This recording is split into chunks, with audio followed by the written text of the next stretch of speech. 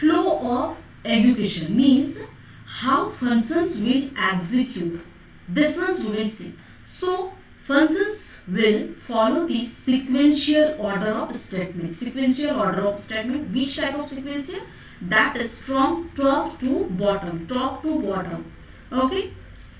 And start executing the instructions in a program from the first statement to top. That means what? From the first statement itself. Let's see. Some. First I call to the function calling. Then I define this function.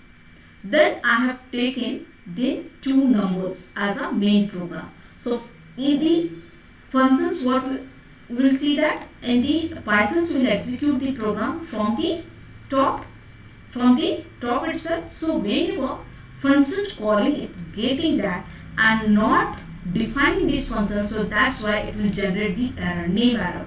Sum is not defined. Did you mean sum? That means this one is calling for the arithmetic operation, right?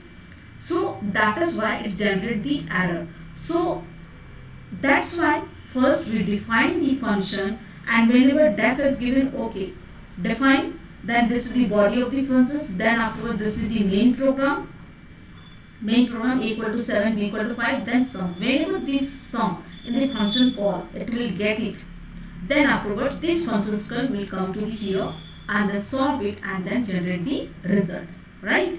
So before function calling, what we need? We define the function, and this define of the function, it is a sub program. What is that? Sub program. And which one is the main program? Main program is this from the input command, that means without indentation. So this is the main program. So computer or functions, otherwise you can tell that Python will execute the program.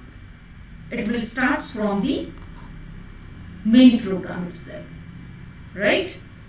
So this is the flow of execution.